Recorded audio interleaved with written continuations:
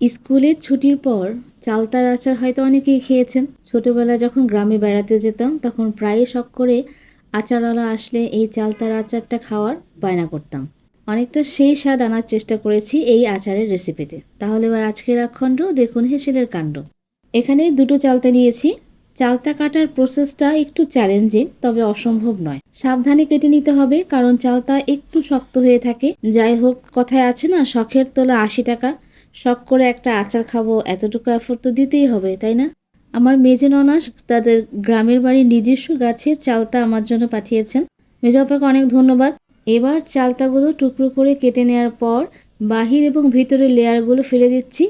তারপর পানি দিয়ে ভালোভাবে ধুয়ে নিয়ে ডুবো ডুবো পানিতে সামান্য হলুদের গুঁড়ো ও লবণের সাথে বেশ কিছুক্ষণ ভাপ দিয়ে নেব। ৮-১০ মিনিট জাল করে নিয়ে একটি ছাঁকনিতে তুলে ভালোভাবে পানি ঝরিয়ে ঠান্ডা হলে এইভাবে চালতাগুলো থেতলে দিতে হবে।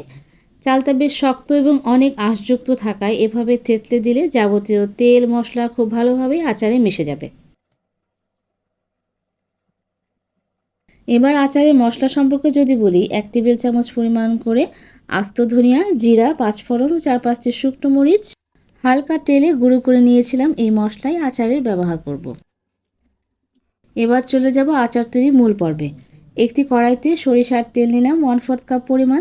তেলে প্রথমে দিলাম একটি তেজপাতা, আস্ত শুকনো মরিচ 2টি, 1 চা চামচ রসুনের পেস্ট, সাদা সরিষার পেস্ট 1 টেবিল চামচ। এগুলো 2 মিনিট কষিয়ে নিয়ে অ্যাড করব আচারের জন্য তৈরি করা মশলা 2 টেবিল চামচ, শুকনো মরিচের গুঁড়ো 1.5 চা চামচ। কিছুক্ষণ নেড়ে চেড়ে চালতাগুলো দিয়ে দিলাম।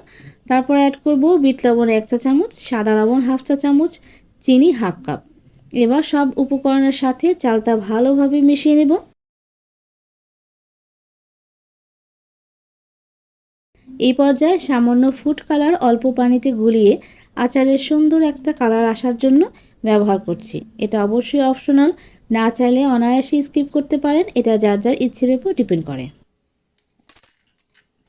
2-1 দিন আগে এই আচারের ছবিটা শেয়ার করেছিলাম।